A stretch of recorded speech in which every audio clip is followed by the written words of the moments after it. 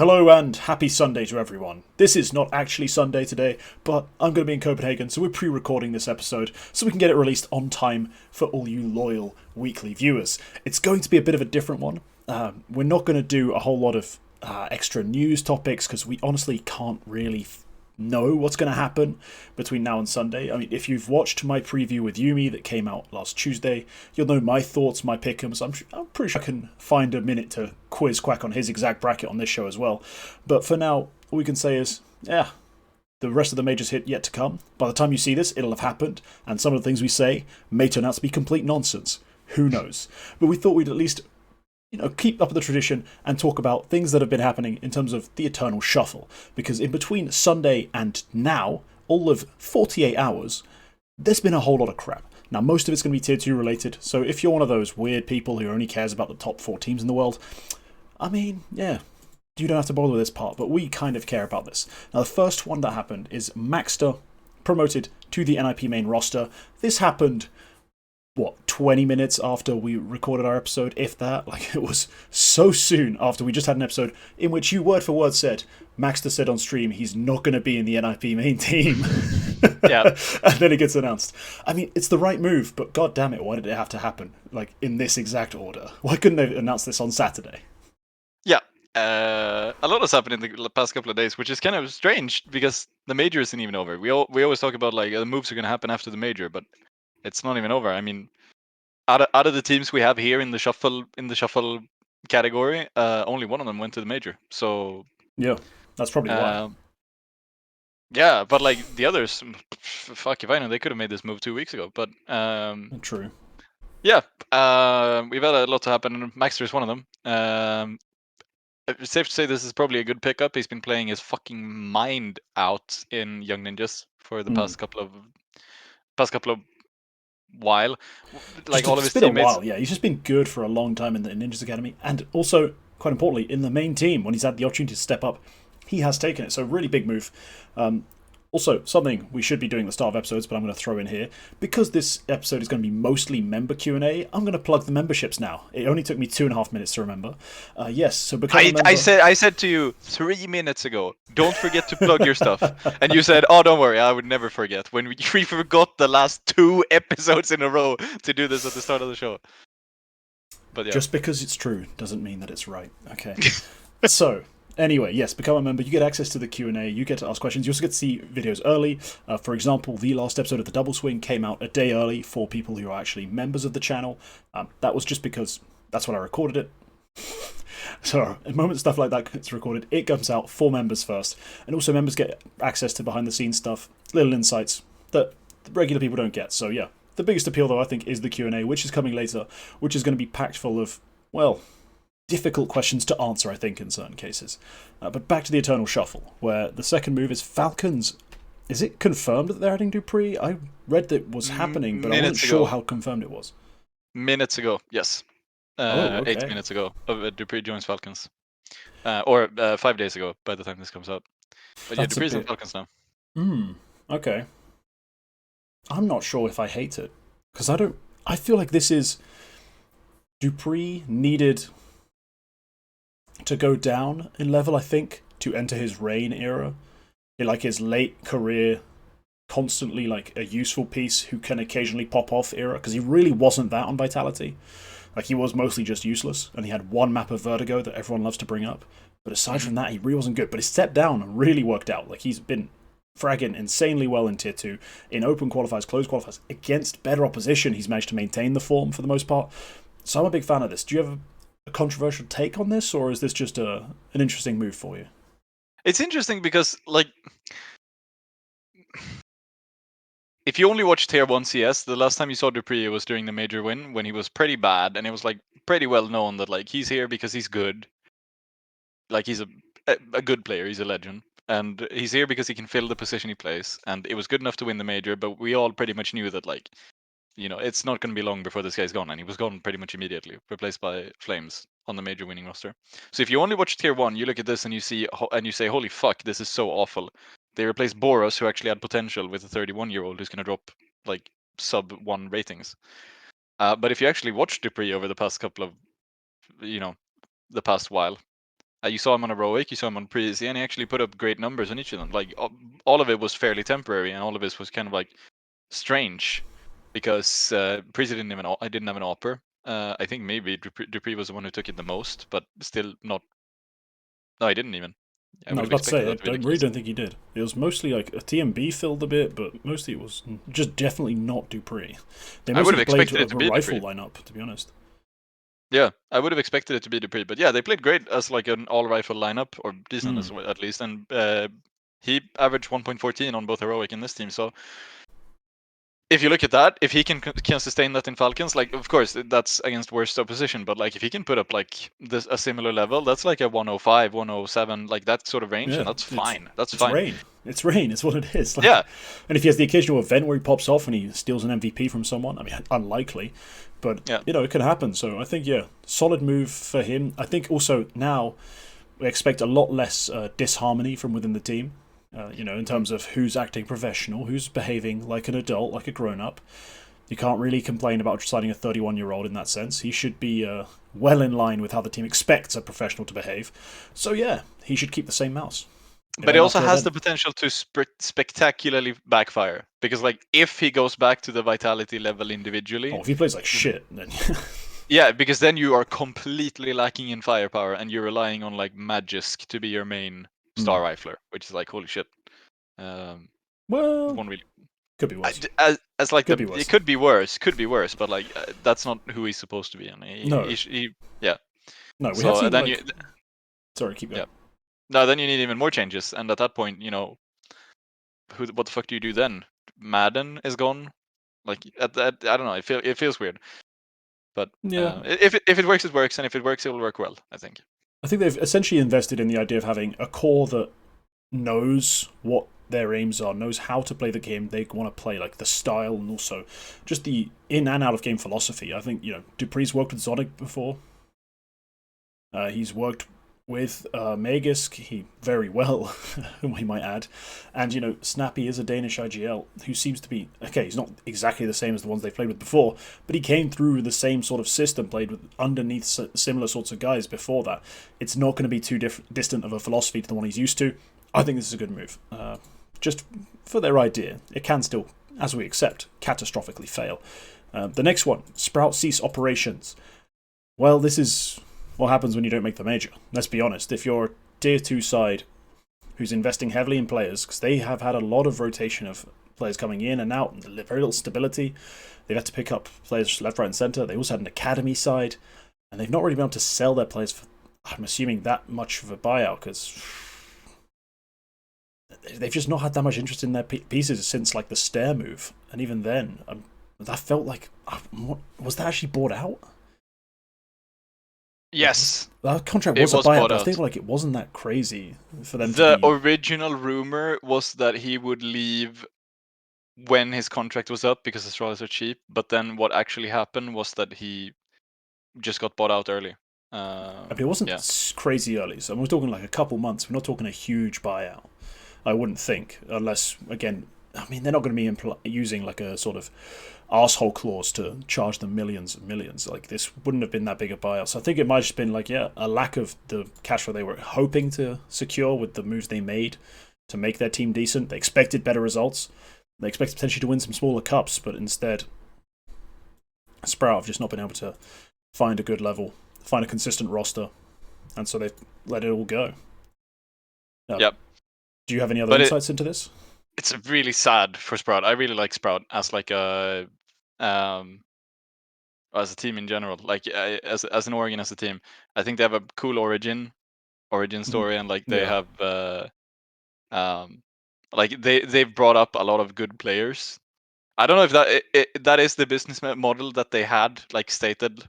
I think they said like the reason they ceased operations was because they felt like, well, we just can't keep doing this of like bringing up talent, selling it onwards, and then But yeah, it's just not been like profitable enough. yeah, they didn't think it was profitable enough.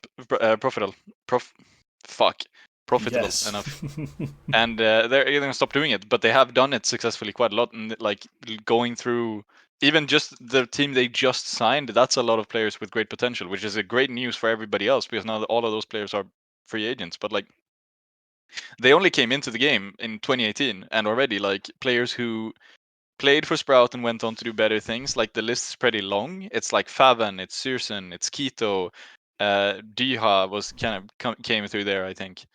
You could say Slacks. He's probably moved on to better things post Sprout as well, or at least he was doing good stuff on Sprout for a while until he wasn't.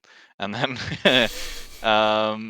I mean Barry, just as a coach, I feel like Barry is a quality piece that someone is going to pick up. K was here for a while. Stair. We talked about Lonix, Siphon, like all there's players here who actually sorry, Siphon was doing better stuff before Sprout, but yeah. Technically, yes. Yeah, Wonderful. Wonderful is probably the last one you would talk about. That was also a buyout, I would imagine, when Wonderful was on Sprout, and then he Yeah, went so on to Navi. it's an interesting situation, and I think you can basically take away from this that no, occasionally flipping a player nowhere near as valuable as just making the major. If you're a low level team, just making that opening stage, getting that sticker money secured, that keeps the funding coming. And they weren't able to do it consistently enough, so here we are. The next one. We talked about their players last time. Quality players, sign them. Talking about Sedjo, Tabrako, Sedaim, even from the little we've seen, pick them up. I'll vouch for some of those. The next thing, I'm going to do these two together. So coldzera leaves Legacy, and Legacy signed Stewie2K on trial. I didn't think much of this Legacy roster with coldzera. I had them 0-3. They had to go and fuck that up. And I don't think a whole lot of Stewie2K, even before he buggered off to Valorant to pretend he loved that game. So I don't really give a shit about this move, or the people involved. Like, their success, anything else. Like, honestly, this feels like just a news story, a PR stunt. It's garbage to me.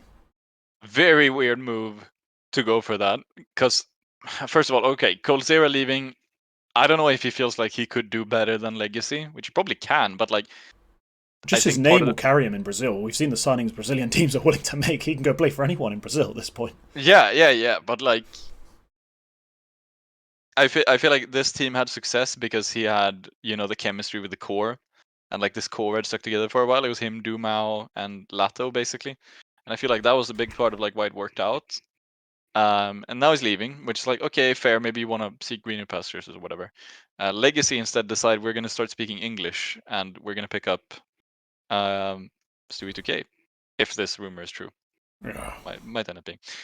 I don't fucking know. coldzera is rumored to join one of two teams. There's one rumor saying Loud are interested in signing him and Taco, which I guess is just going to be a new Last Dance thing. Could be cool, I guess. Red Canids just benched Destiny, and there was a rumor that they were one of the first to like get in contact with him and try to sign him. And that could actually be cool. I think Red Canids have a decent team piece for piece. I think we talked about these guys before. It's like some more established players, Hardzao, Nathan, Davideus, and then we have Venom Zera, who's kind of up and coming and should be something soon. Yeah. Chuck coldzera in there, like it's Legacy all over again, but like that's at least that's a decent landing spot. And also, I'm getting tired of this formula.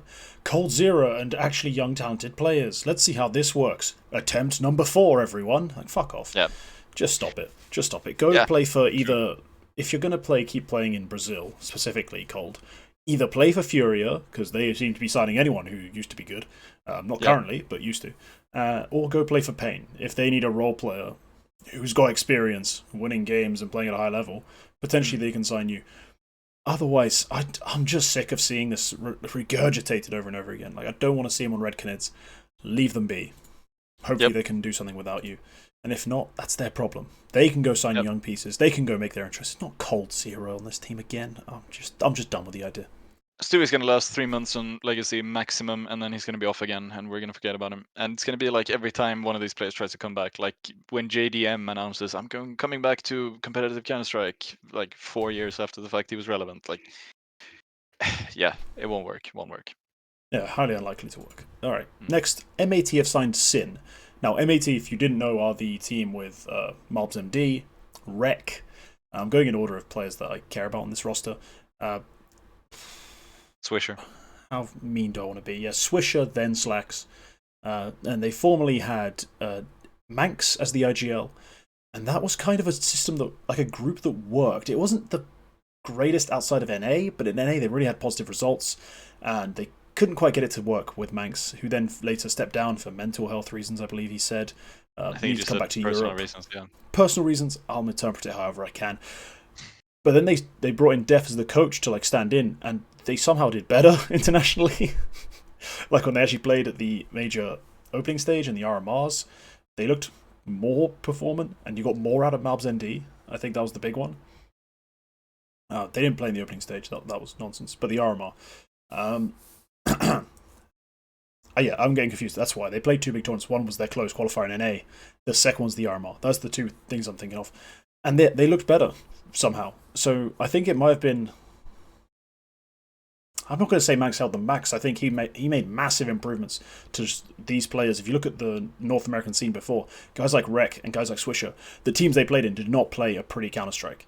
Manx brought some amount of structure and some amount of like calling to a team of typically looser players, and I thought that was really useful. And it's a shame they never got it working internationally. It's a shame it had to fall apart. But I think this is a good signing. Sin, he's come up through one of the most structured, rigid, like sort of philosophies of Counter Strike. It's going to take a bit of while adjusting, I think, both for him and for them. But I think he's a quality player who frags to a solid level for an IGL as well. I think this team is still going to be sticking around, making waves and creating issues for teams in North America. Yeah, he's had a strange kind of career path because he came through on NLG. And I think they just started doing some small stuff in Germany before it was picked up by Big Academy. Just in time for the Academy League, which kind of boosted the entire, what people thought about academies. And Big already had one of the better ones. So eventually he got moved up into the main team, and that didn't really work out too well. So he was moved back to the Academy, absolutely stomped in the Academy. Let me actually just check. Yeah, he did play on Big when Favan was there. So like it was this weird back and forth thing. I think that was around the time when Favan was like out and then he was in, and then he was out and then he was in. And Sin was the guy who was in. Yes. Yeah, and then he was back in properly with I think he brought Process with him, and I think those guys were there. And then he was out again now for JDC.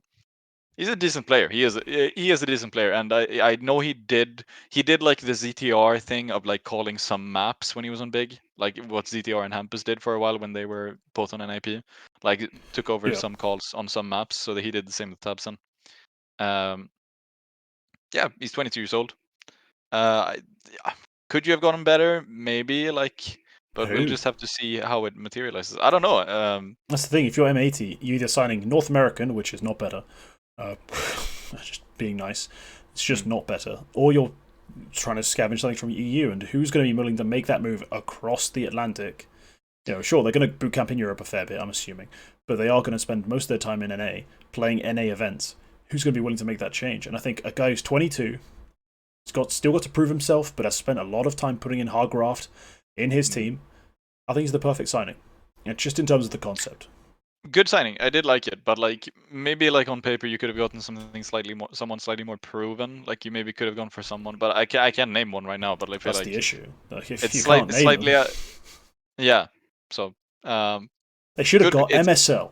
MSL. dude. I know you're I'll such a fall off big my fan. chair.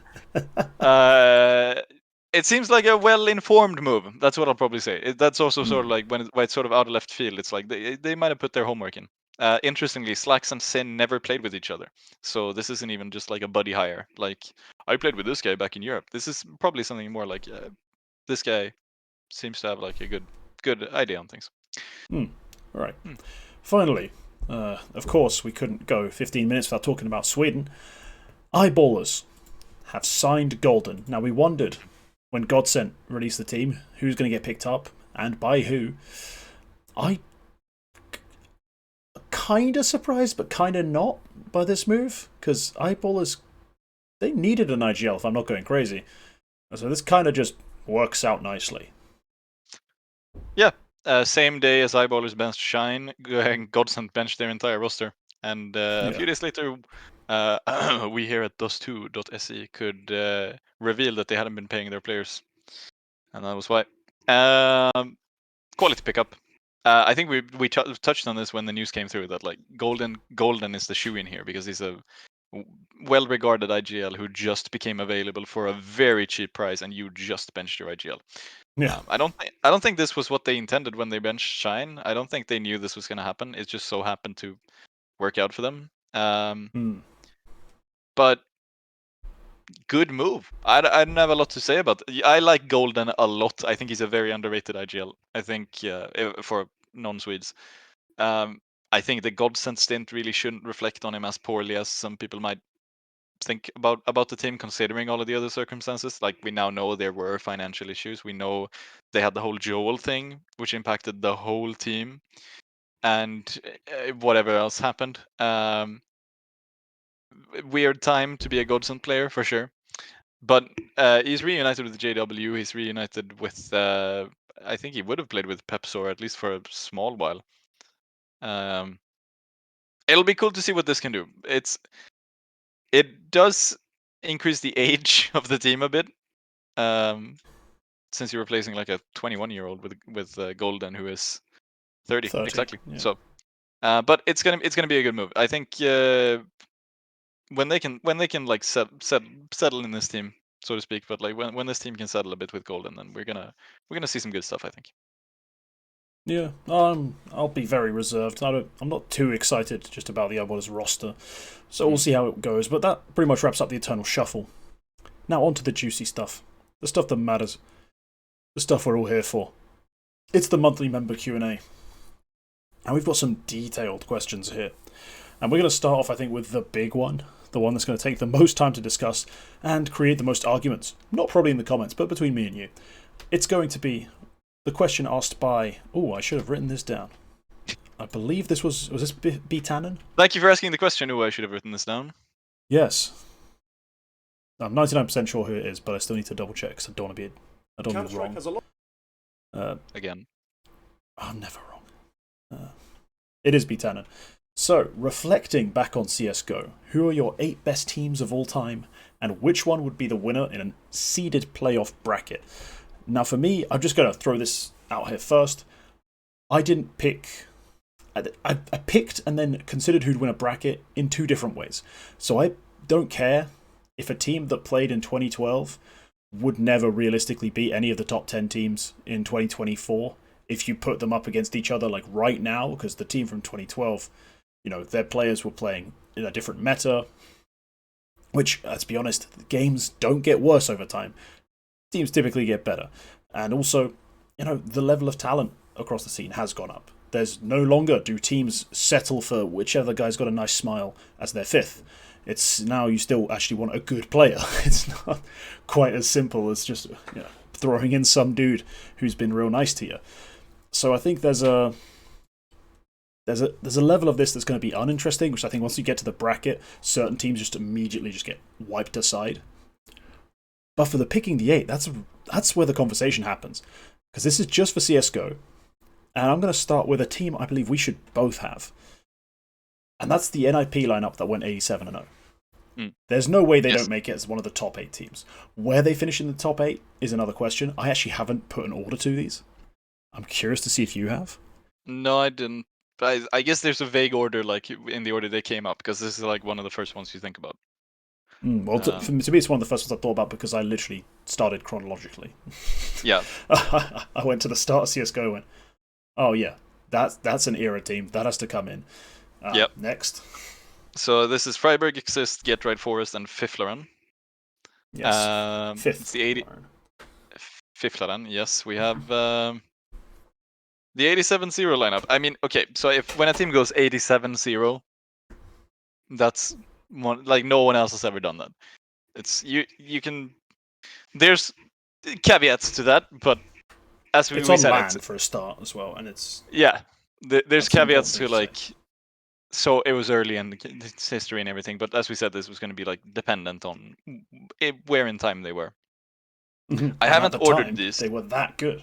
They was that much better than everyone that they make it into the top 8 of all time because no one could touch them. That's what the 0 implies. So I think they have to be in there. The second team that I also think... Okay, we discussed this briefly, this exact situation. Fnatic 2015. Now, I wrote 2015, 2016 because I kind of thought the Pronax to Dennis move still counted as one team initially. But when I thought about it later, I was like, I kind of want it to be a 5-man roster. Now, I believe you've chosen the Pronax version. Yep, that was I've the first one I went chosen. for. I'm actually going to choose the Dennis version just to debate it. Oh, Because even though they didn't win a major, they did win 6 lands straight. yeah. I feel like with a lot around this time, post Pronax on Fnatic, I feel like we had a lot of teams that could have won a lot of stuff. Like the majors feel sort of scattered post the post Pronax leaving Fnatic, because then you have moves like Envy win a major, and then LG win a major, and SK win the other major, but they don't really win anything else. Like besides those two events, they don't really win anything else. So it's Fnatic who sort of dominate with Dennis for a while until they stop doing that.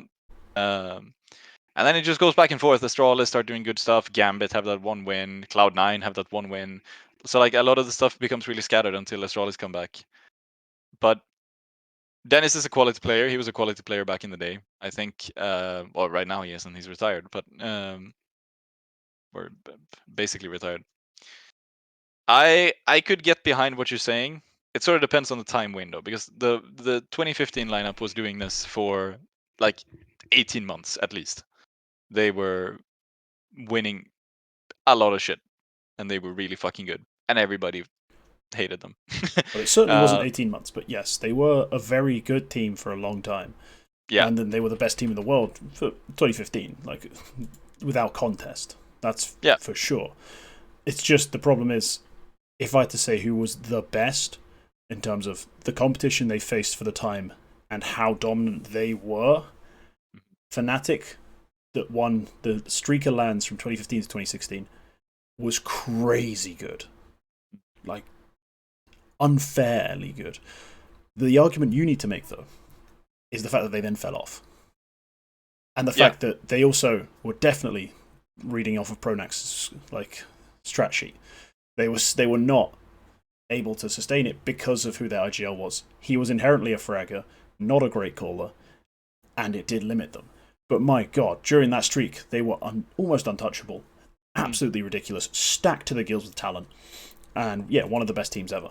That's for so sure. it depends on like how important is longevity here. If it's unimportant, this team definitely makes top 8. I think. But and then there's also the fact that the other Fnatic lineup won 2 majors, which Yep.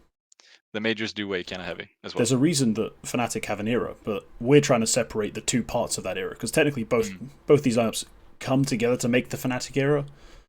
But it's about which one's better. I then have a jump in time. Me too. I'm not gonna. Technically, I have another team from 2016, but I'm going to go to 2017 and talk about FaZe. Oh, okay. I wrote the same lineup, but I wrote 2018 instead. 2018.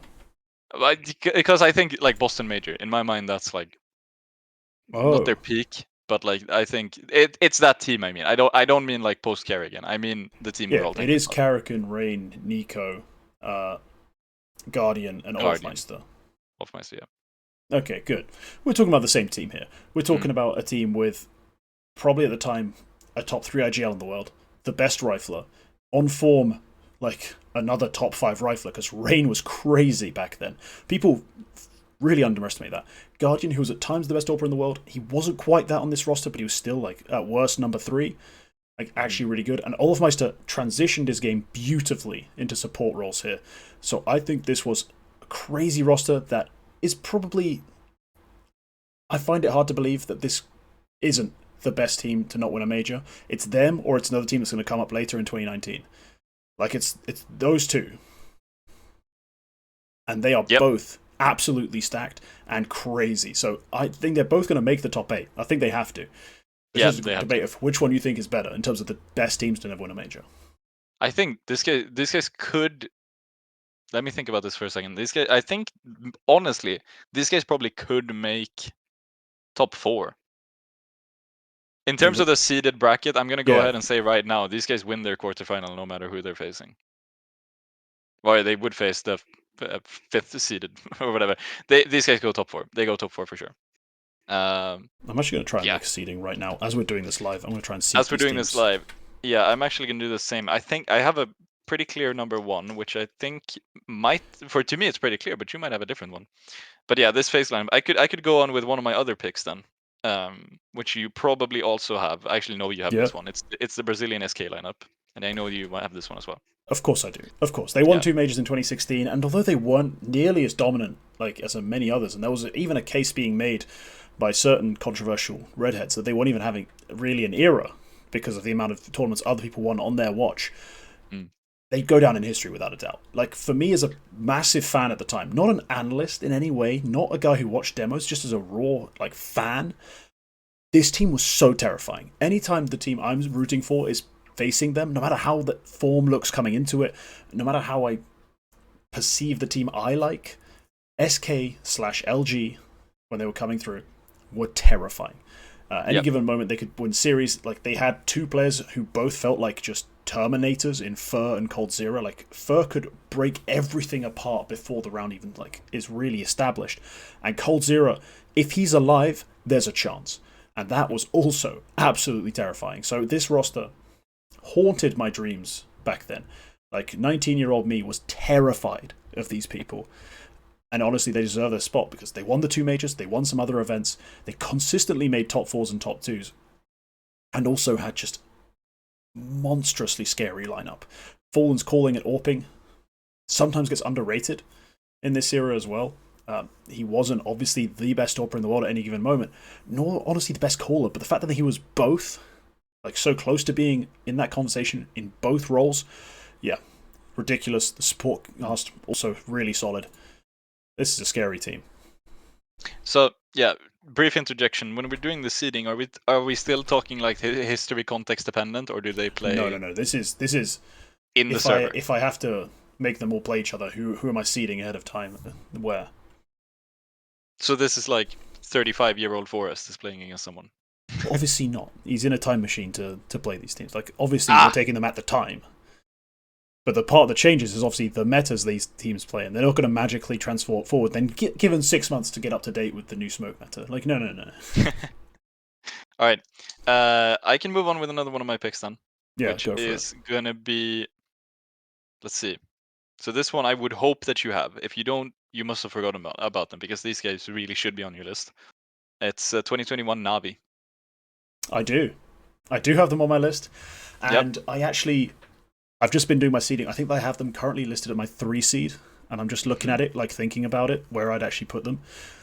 Yeah, this Navi roster was terrifying, and god damn it, if it wasn't for the thing, we probably have a real, legit, extensive Navi era and, horror stories for how long this group traumatized us for. Because they had,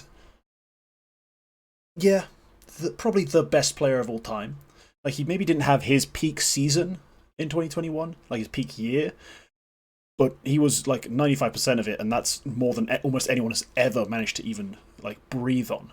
So simple on that lineup. Electronic, just constantly a coin flip between him and Nico as the best rifler in the world. Insane. Bit, when he's under the right system, the right management, showing his full potential. Crazy. Perfecto, the best support player in the world. And Boomich, sure, you could say it's the weak piece. He's just a puppet for Blade at this point. And the fact that you can essentially have Blade on the server without having to have him holding a mouse, crazy. So this lineup, monstrous. I think, their one weakness as a case is the fact that they didn't last that long. And then, there was the online interruptions, I guess. But the way I see it, if they'd had more time, it wouldn't even have to be a debate. I wouldn't have to make this case. Like, if they'd have been able to stick together, they'd have been all-time. All-time without a hesitation. Yeah. I mean, I'm going to make this comparison later when we talk about the seeding. So I'll actually save my opinions for them. Okay. Okay. I'm gonna throw someone out there that I think you might not have, that we might have to have a discussion about. Yep. I brought them up briefly, as I mentioned. I gave them as an example of something to you. I have thrown in here the Virtus Pro lineup of 14 to 16. I think roughly is the time they were together on Virtus Pro. I do not have them, no. You do not, but I'm going to make the case for them. Firstly, cultural impact. The Virtus Plow is almost unmatched when it comes to Counter-Strike memes, Counter-Strike lore, and also Counter-Strike mythology, because not only was it funny to think about the Virtus Plow, it was genuinely horrifying. Watching your team have no response to what should be 5 whatever-ish players, like especially when you're talking like 2015, 2016, later on in their time together, when they would still have these miracle runs and go on like 10-round streaks against your favourite teams, just pummeling them, and you have no idea what to do about it. That's the Virtus Pro, the Virtus Plow that everyone was scared of. Like, I mean, come on, they extended this stuff all the way into 2017, if we think about it. Like, the first Astralis Major was against this team in the final.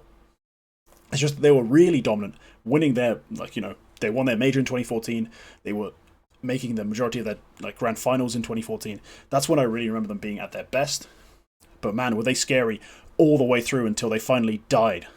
For like an exhausted death after years of infighting, switching IGLs, buying Mercedes. Like, it was a whole saga, this roster. And I think they definitely deserve to be one of the 8 best teams, because even though at the time it never felt like they were number 1, the fact that they were like number 3 for 3 years just feels wrong. They had no right to do it, so I think as 5 players playing Counter-Strike together, they should be considered one of the 8 best. I want to hear, firstly, your thoughts on them, but secondly, who you would have instead. Like, who do you think we've cross-matched here? Like, who's missing from my list that you have included? I'm pretty sure I do know who is missing from your list in that case. Thoughts on the Virtus Plow? Yeah. It's a big cultural team. I think maybe they are like, part of it is being that they're Polish. I think like the entire nation of Poland in Counter-Strike will rally behind these guys, which makes sense. Like, it is a legendary lineup. It has crazy longevity. It's like a 5-year lineup, like you said. And honestly, they kept it pretty fucking competitive for a while. Maybe they had their ups and downs. It was poor results, but then it was also really good results. Like, they were in a fucking like, they very nearly won a second major at one point. Or very nearly, but near enough. Yeah, it's a legendary lineup filled with legendary players. Some of whom are going on to do better things right now. Well, not I have left them off. I don't think better things. There ain't nobody doing better things than this. Still good things. Still good things. Yeah, fair enough. I can't really say much about them. I feel like their major win it's obviously deserved, but also NIP were like serial silver medalists at that point. So yeah, but again, that's not because they were bad. It's just that Virtus Pro outplayed them in that final. Yeah. They're on the edge of my list. They're on the edge of my list. I also just don't know very much about them. I wasn't watching in 2014, and in 2015 they weren't really on my radar in the same sense. Well, I can give you like a couple insights. Very basically, Pasha, though completely inept with the left hand, or the movement hand as I call it, he could find frags left, right, and center on the AWP, which you, as a guy who seemed mechanically stunted, you don't really expect. Bialy as an entry player, terrifying. Like, absolutely insane. His impact, if they had impact stacked back then, would have been huge. Then you had Snacks, who, this is back when hard lurking was a thing, but also he was a little more present. He wasn't doing the happy lurk. He was more like a flusher, where it's just his read of the game and his ability to intuit where to go and where to be was second to none. And so you have his like all-time legendary clips of him just finding gaps in teams' setups, in teams' defaults, sneaking through, multi-killing. And then the 2 other guys, the guys who were legends of 1.6, who won 6 majors in 1.6, Neo and Taz, they formed this support/IGL duo, because they were constantly switching the role of IGL, and they were both the supportive pieces for the team. Even though at times it did feel like Taz refused to accept that, clinging to his glory days of 1.6 when he used to actually have star performances. They were able to just, by hook or by crook, often, just make things happen. And for all the infighting that everyone knows about, all the drama, they were so resolute. Like, no one was going to beat them except themselves, and that's how they just managed to chain round after round together and make ridiculous things happen. So, all-time lineup in terms of especially the cultural impact. I think that can't be denied. They will go down in history, and you'll still see hundreds of Virtus Pro jerseys at events all over the place. And it's nothing to do with Jame. I'm sorry. Like, the UK scene, for the longest time, their favourite team was Virtus Pro. Like, it's the sort of thing that you just can't explain. If you're not there, if you're not going to like ECS Season 3 in London and seeing just a sea of Virtus Pro jerseys, you just don't get how important this team was. And also how good they were when you actually watch them. I think in terms of like cultural importance, this is one of the first teams you think about like the legendary teams. But in terms of like performance, I wouldn't put them in the playoffs of a hypothetical all-star, all-time major. No, here I think... I mean, I have them as the 8 seed for a reason. And I know they're losing that opening Bista 3 to the 1 seed. Like, there ain't no way they're beating the 1 seed. It's cool, but they're not beating them. That's just not happening. Yeah. The team that I've left off...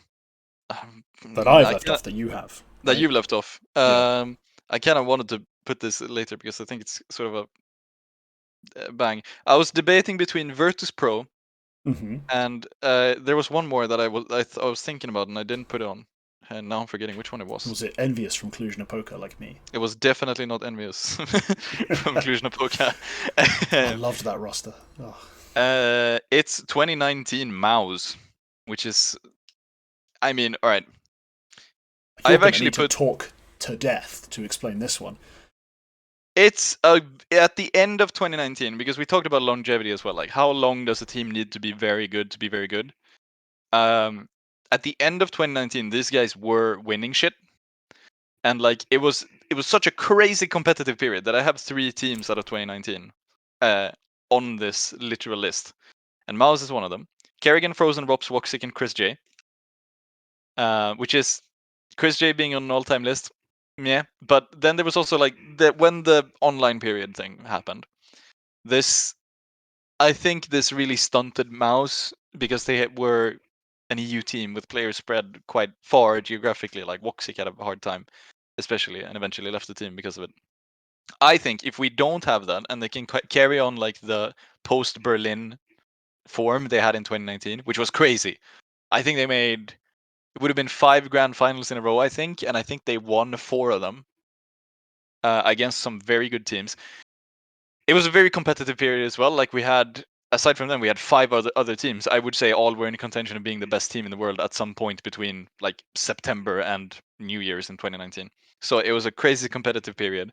It was Kerrigan, probably the best RGL of all time. I think we can agree on that. And then we had up and coming players like Frozen and Rops, even Woxic, who wouldn't come into their own until a bit later. But I feel like this Mouse team, if it could have carried on longer than it did because of other things, it would have been something quite great. And I think, are they anywhere close to your...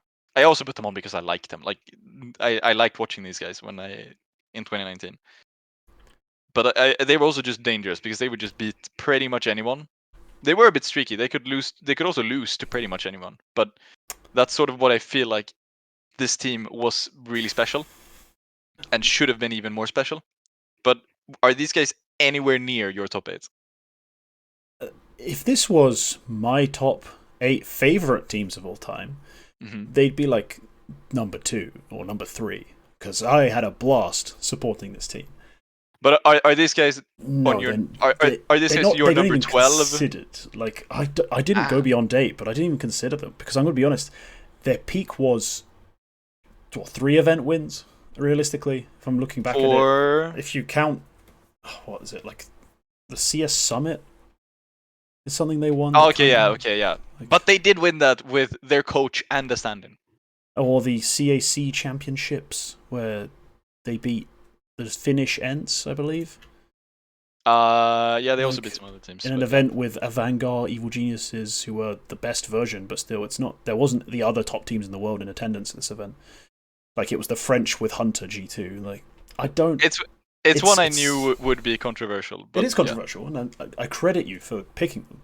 But at the same time, they were really good, but not great. And especially compared to their competition, like, what I'm saying is, they were able to find a brief weak spot for everyone else win a few trophies, then go back to being a top 4 team and nice to follow, but that's also kind of what they were before. There's a reason Carragher needed to go back to FaZe. To really cement himself again, to get a chance to win a major. No one thought this team was the team he'd take to a major win, for good reason. I wouldn't have them as my top 8. I think it's a good choice, and I think you can make a compelling case for them if you had that prepped, but I don't think you've made it. I wouldn't. No, and I don't have the analytical eye to go back and watch like where these guys actually very good. Especially then, it was crazy hype at times, this roster.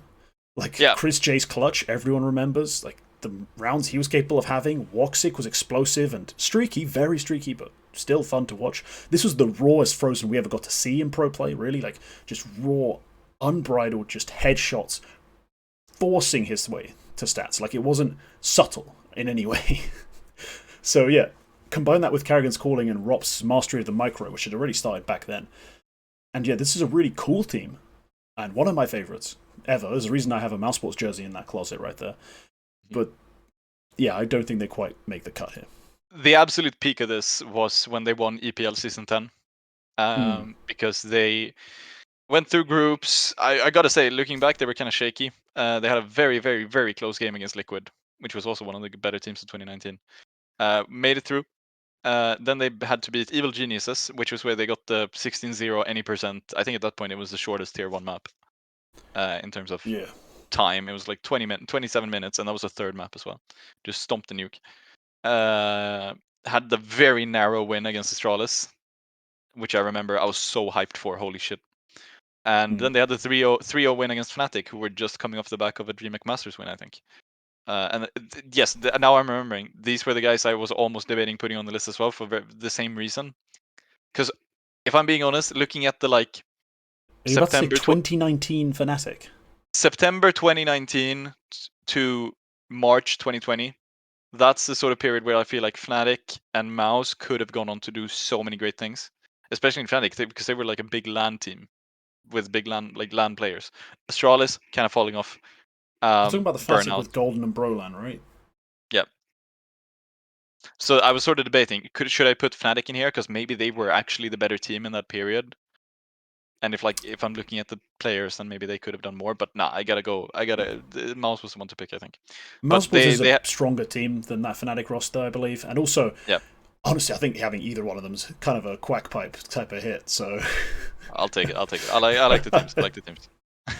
No, they were cool stories at the time. That was certainly a fun era to be following CS. But nah, I don't think they can either one of them make the cut. But there's 2 teams we haven't mentioned, I believe. There's only 2. I think we both have them. And obviously we both haven't. And obviously they're 1 and 2. There's no two ways about it. These are the 2 best teams we ever saw, I think, in terms of their dominance. And then I'm going to start with the second place, and I'm going to say it's Liquid 2019. They were unable to win a major, which kind of for me it meant they didn't have an era. For me, greatness, it needs to involve the greatest events, the most important ones, and those are the majors. As much as we can count other things as premier, as a reason we call it those premier, and that one's just the major. Like, the major is the one that you have to win if you want to really cement yourself. But I can't deny what was happening on that server. When that roster was in full force, and you had some of the most talented riflers in the world peaking at the same time, it was unfair. It was absolutely unfair. Now, their one weakness, I think, if you look at the roster construction, will be Nitro. IGL AWP, Nitro. That's what you're taking into the battles with, if we look at the roster we've just mentioned before, like 2021 Na'Vi. You're taking... I'm not sure if I even like their matchups just man for man at that point. But you have to say, for this time period, the way they were able to just make seemingly an AWPless meta work was phenomenal. It might have been the greatest streak ever. Like, in terms of streaky teams, maybe no one's had a better streak. But yeah, they don't quite touch number 1. But before we move on to that, obviously, I want to hear your thoughts about this team. Do you also have them at number 2? No, I don't. Straight up. Where do you have them? 3? 4. 4? Okay. I'll be curious to find out who you've actually decided to see ahead of them. They were a very good team. They had a very good streak. It was a very good lineup that There's not much more to say about it. I mean, it was a very good lineup, but I would probably say I do feel like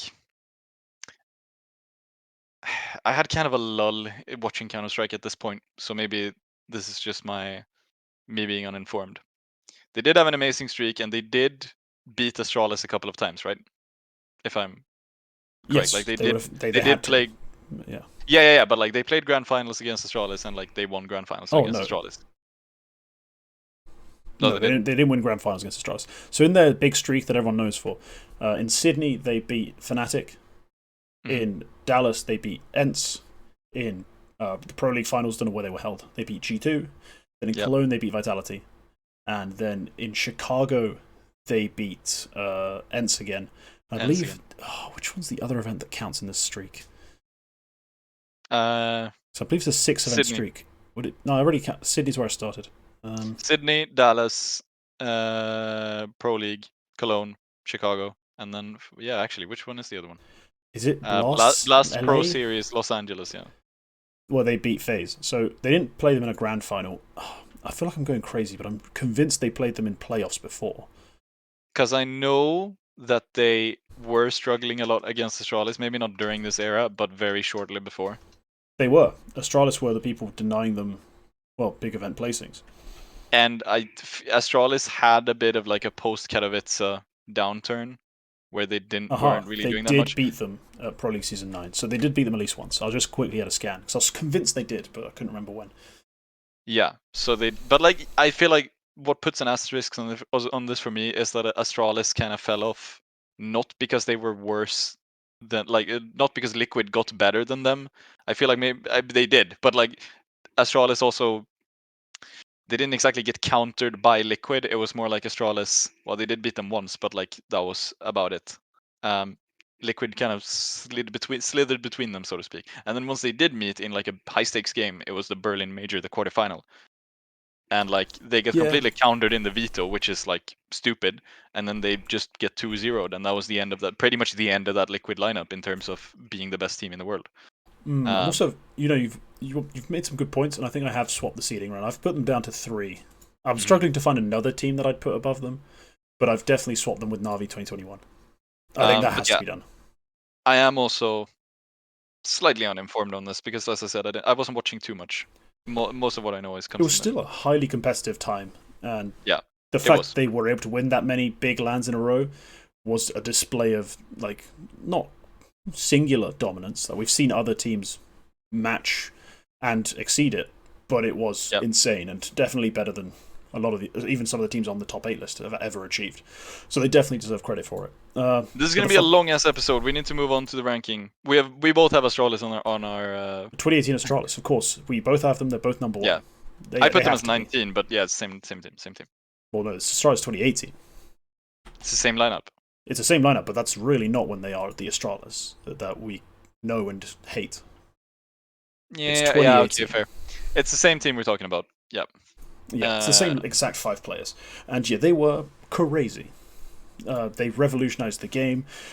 Like, in terms of playing structured whilst also playing off like feelings and vibe, they kind of nailed the balance. They implemented nade protocols that other teams hadn't considered to really optimize every single one they threw. The synergy between the players was insane. The level of each individual player was insane.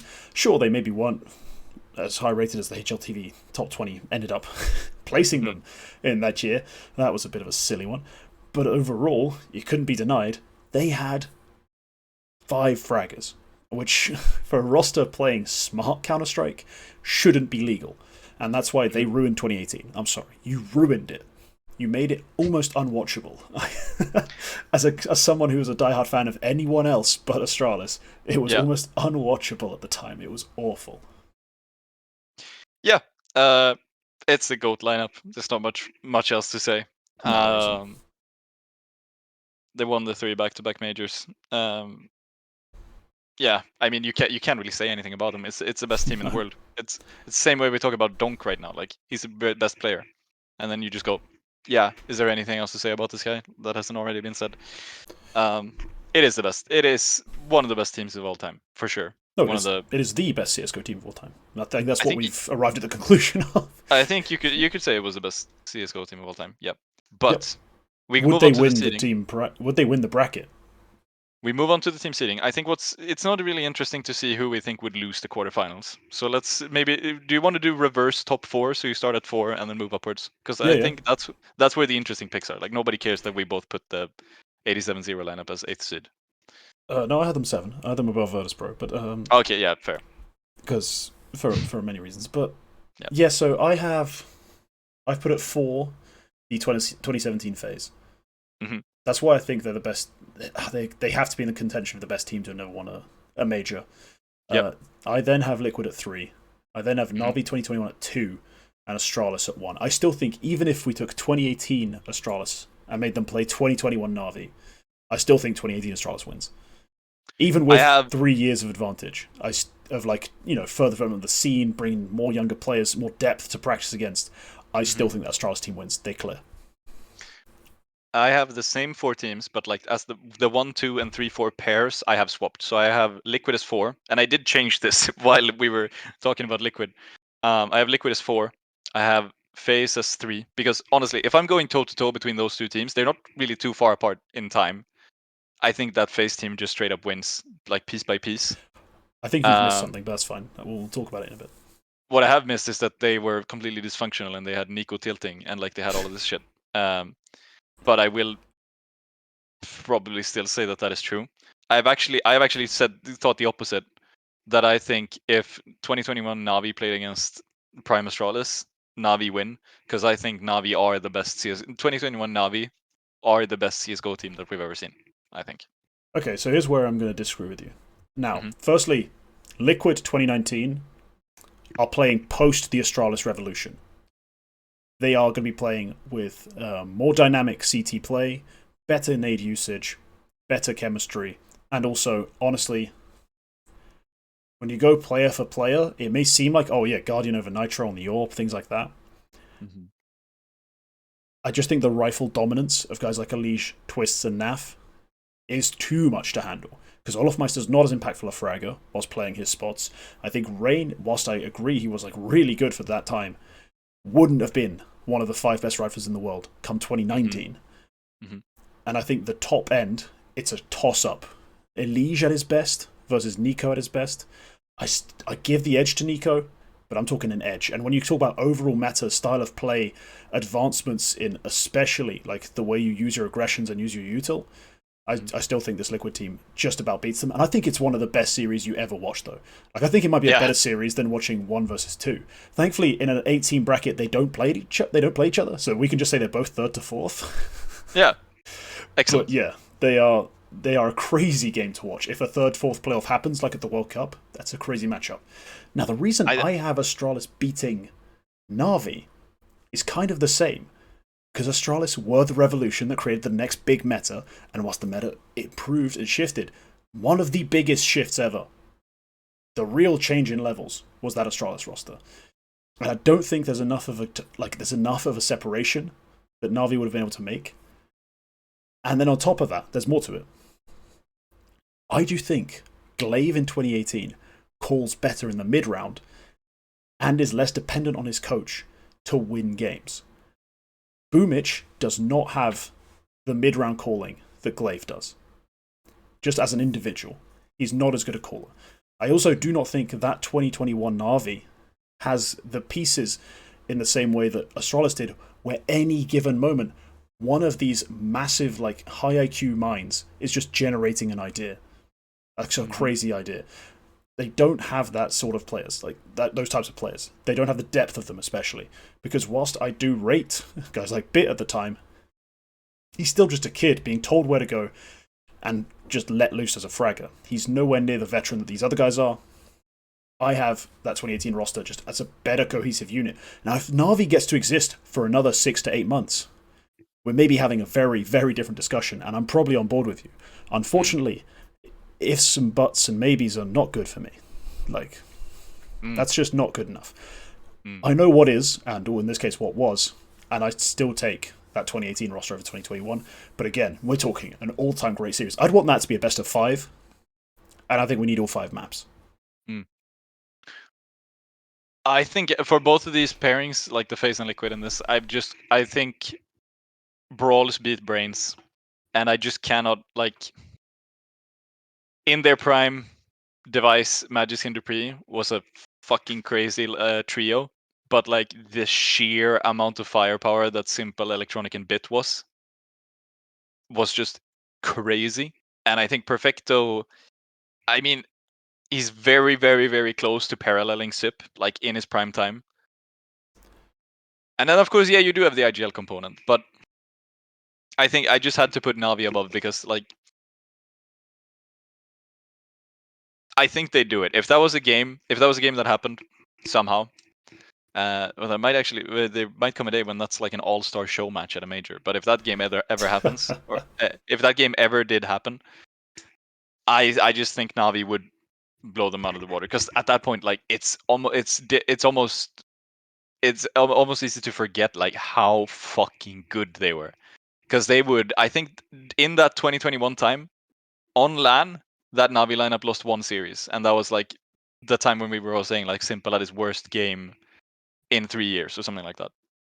But yeah, just the sheer amount of firepower on like Bit and Electronic just blows everything else out of the water, and then Simple, of course. Like, but yeah, that's the basic motivation. I think Navi win.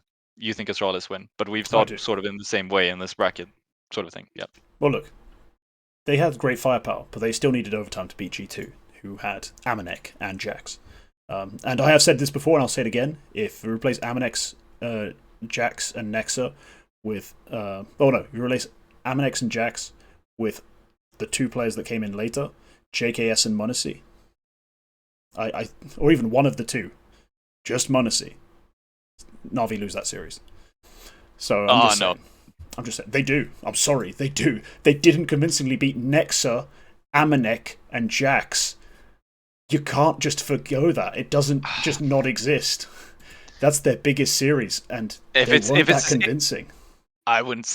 If it's that exact same series, yeah, maybe. But that was also like one. That was one. Aside from the Liquid game, that was one of their worst games with that lineup.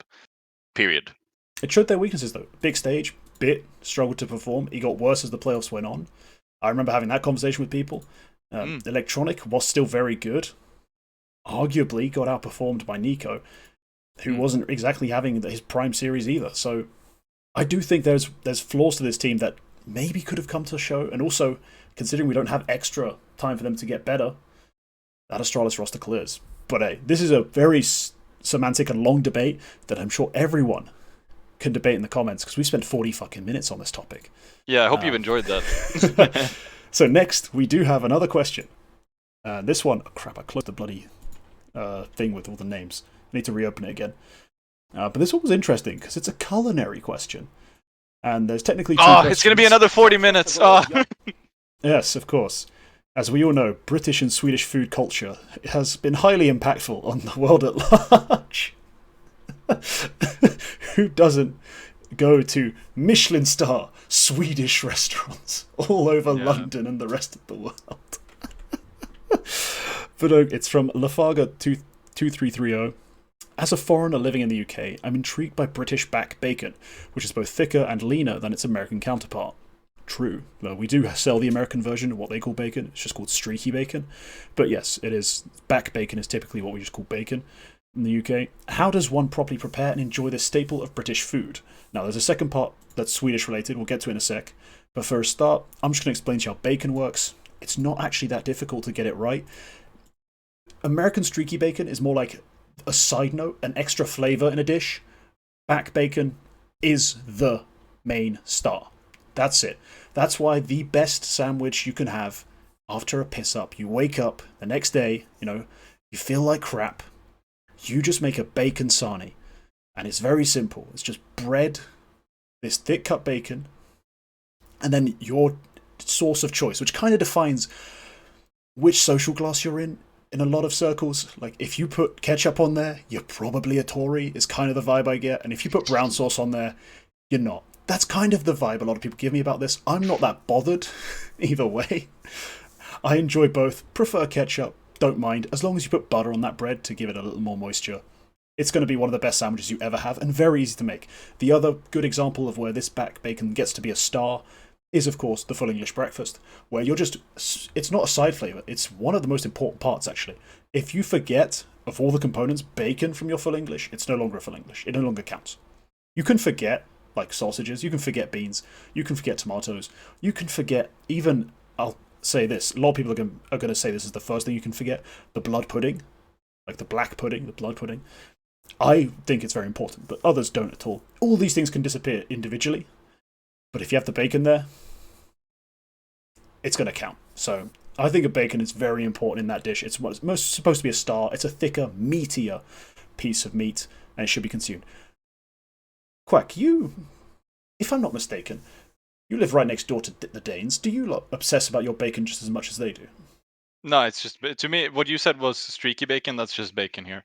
I did have a Google to see what British back bacon was called in English, and it's apparently called cutlet bacon, which I've never seen in my grocery store. So I think you need to go to like a butcher to get that. So I couldn't tell you. We have various kinds of pork. Pork is in part of Swedish food culture as well, of course. Yes. Raggemunk You are med also fläsk poor is very... Europeans for the most part. Like you also Yeah, eat like pig. we are also poor Europeans. Sounds good. Sounds very good. I would like to have some. Yeah, I mean, shit. If you're ever in the UK, definitely something you got to add to your full English. But yeah, as to not exclude Quacker, thank you, Lafarga, very thoughtful. I would love to know the most underrated Swedish food. And as someone who's had the misfortune of eating Swedish food, I too would like to know what is underrated about Swedish food. Like, okay, so as you said, a lot of us are poor. Historically, we're poor Europeans. A lot of our food is literally just like stuff you could throw together in a cottage in a very snowy -30-degree field sometime in the 1800s, where everything was just famine.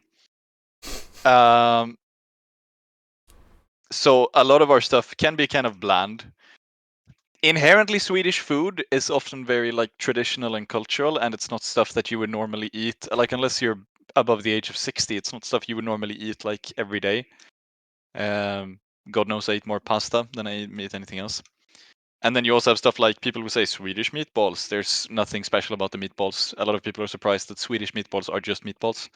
What's Swedish about them is that we serve them with brown sauce and potatoes and lingonberry jam, which is delicious if Honestly, prepared until you properly. get to the lingonberry jam, it doesn't feel particularly Swedish to me. Like, once you Yeah. get the jam on, then I'm like, yeah, this is the Swedish version of this dish. Yeah. But there are local and like local traditional things that are very good. If you've had like a proper midsummer spread, that is good shit. Like pickled herring on its own, mid. That's just like a weird tasting fish. The Danish version is worse. Actually, no. Side tangent. I'll have a rant about the Danish fucking one. I was in Denmark a while ago. I had a smørrebrød and I was like, oh, it has fried herring on it, pan fried herring.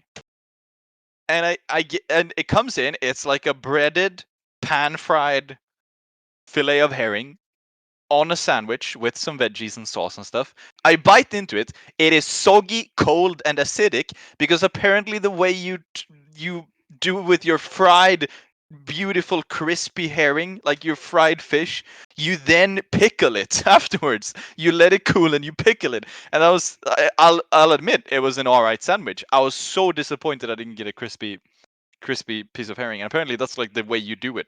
Anyway, that was a side tangent. Herring is fine. This is a long tangent.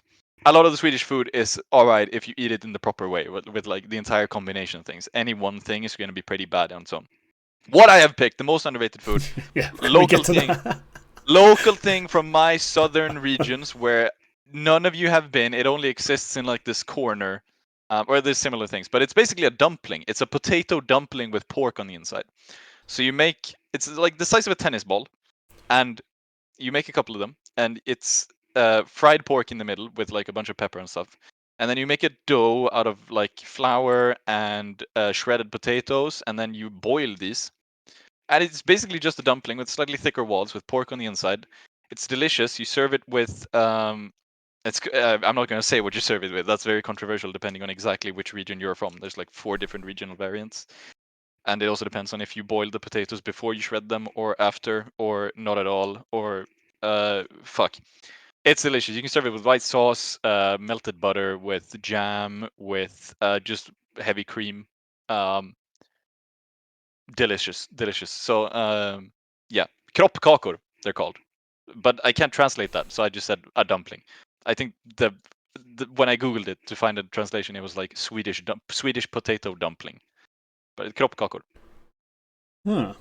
Okay. I found Yeah. it on. I found it on the internet. I They had to look look it up. disgusting, and the two variants are white and gray kroppkakor, and the gray look disgusting, but they're so good. Like all of them are so good. But yeah, Yeah, no, you it's can feel. not. It's not aesthetic, but I'm willing to believe it's good. See, it does just sound like a potato dumpling stuffed with pork, which what's there to hate? Like, what is there Yeah. to hate about that? That sounds alright. But yeah, there we go. There's our foray into Swedish and British cuisine. I'm sure Yeah. something no one wants to repeat ever. Now, here we've got an interesting question. Who's your major for the MVP so far? When this video comes out, the major will be pretty much over. So, you know, it's a bit of a weird thing to be asking, but this is before the playoffs. So, just including, I'm not even including the opening stage. Basically, for me, it's just the groups. Who was my MVP Yeah. of the groups? I'm going to let So you answer first. what we did say. Oh, have you picked a player that didn't make playoffs? Just Heavens no. okay, good. So for all intents and purposes, all of the quarterfinal teams are equal, and we're just talking about the players so far. My pick is Xantares, and for me, this was a no-brainer, to be honest. Okay, you'll have to explain it. See, He it's not a has no-brainer. a fucking huge amount of stats at the moment. Like his stats so far are gigantic, considering the amount of maps he played in both the opening stage and the actual Swiss. Let me just put the stats together here on the stats sheet. He has averaged a 1.37 rating, which is highest out of anyone who has played more than like 5 maps. Yeah.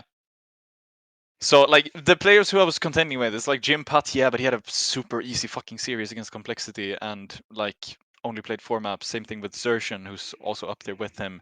Donk and Shiro, like I could get behind Shiro probably, but like Donk hasn't played as his best, and like Spirit have sort of had Shiro and Zontix shine as well. You could go Monacy because he's just been straight hard carrying his team, but I also like just think that Xantares has been playing a better game.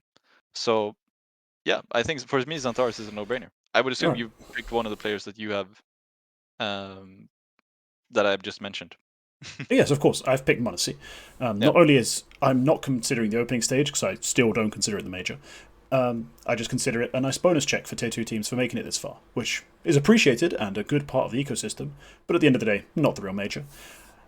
And I'm only considering the elimination stage. So, Monacy, higher rated than Xantares, played with less help than Xantares, and also, you know, played more maps in this stage than Xantares for averaging that rating. It's a no-brainer. That's a real no-brainer, because who the hell is on this team that even stepped up a little bit? I guess Nexus playing above his abysmal career averages, but aside from that, this team has been awful in every way except one, Monacy. Monacy has been amazing. He leads the event in clutches, he leads the event in, I believe, as an AWPer in openings as well.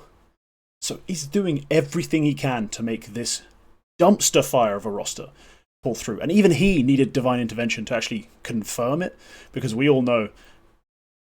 I mean, it's if you had to be a gambling man, Virtus Pro probably go through without the crash. Even I have to admit it, even if I do like to troll people who pick Virtus Pro to go through on certain shows by pretending otherwise.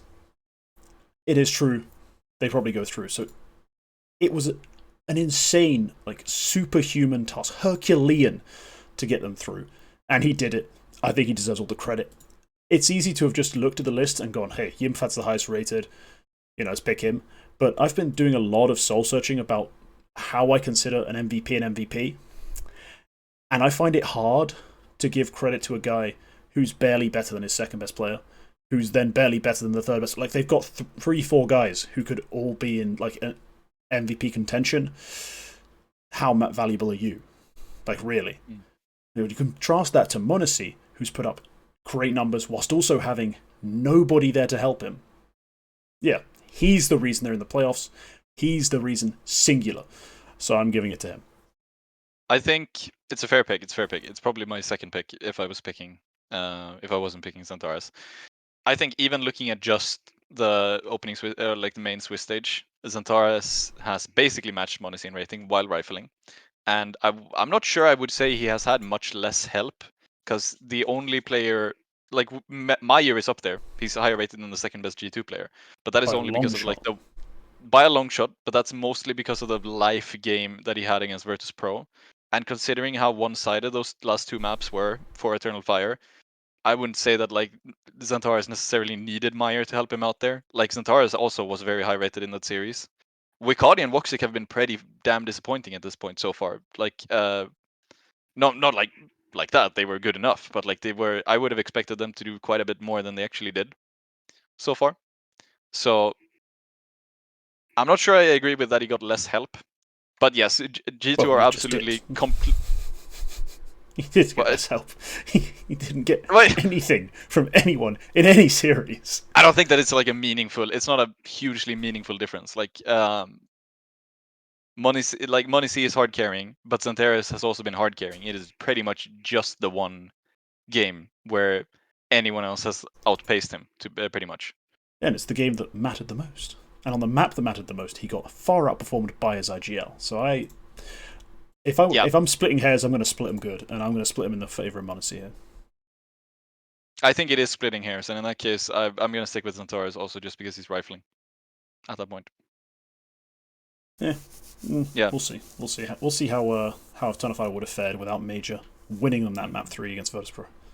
Because statistically, they have quite like sort of similar stories. Like Meyer, his average just does get pulled up by that VP series, which was also like again the last two maps were very one-sided. If Meyer doesn't put up the numbers he did on that final map, I still think they win that map and they still win that series. And Xantares is a top player in that case. There is nothing to base that on. That last map, there is nothing to base that on because he doesn't just kind of outperform a bunch of team players doing really well. He massively overperforms a bunch of guys who statistically played not that great. So I don't think that's got much credence. But again, we're getting into like semantics almost here. Yeah. We don't get too weighed down. But that's our 2 picks. And finally, a Swedish super team. This was asked by. Oh, yeah, sorry, that question was from Primitive CS. This last one is from GSAC Elm. That's just Elm on every platform, isn't it? That's Elmer, right? Elmer or Elmio in other places. Yeah. Since Quack is here, what is your current day Swedish super team? I'm going to let you just say your 5, and then I'll see if I need to make any corrections, but I'm sure you're the expert, so who have you got? I try to be a bit creative, but I think this is still probably the best you could come just up with. Just be right, not creative. Be current right. day, I think this is the best thing you could come up with. So I'll just rip off the ones that are kind of obvious. Nilo is there, and in light of this major, Brolin is there. Because with this major especially, I feel like Brolin has really shown up and been like, now he is definitely one of the best players in Sweden. Okay, yep. At the moment, I've actually left Rez out. For like my supportive position, I've put Maxter, which is also a no-brainer. Yep. It's between him and Isak. Isak, and Susp, and I feel like in that position, Maxter is just better. For the IGL, I was debating between ZTR and Hampus, but in the end, I put ZTR paired with Abdi as the coach. Okay. And I think that's fair just because of what Medisport are doing. And then Nok just had a horrible major, but I think he does still edge out people like Fuzi for the op spot. So I did pick Nok as the op as well. I wouldn't even call it an edge. Despite this, I'd still think he's clearly the best swapper in Sweden. I don't think there's a debate to have.